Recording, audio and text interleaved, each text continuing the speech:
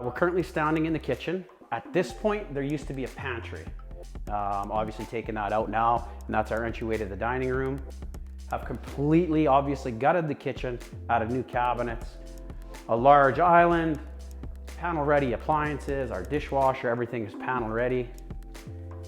2 large pantry units. Always with the coffee maker. That's what really brought us into this house at the very end of it.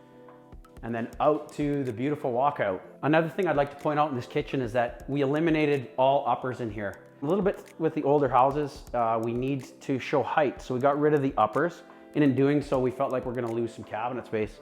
But we ended up doing it completely drawers around this part, leaving us with plenty of space for storage.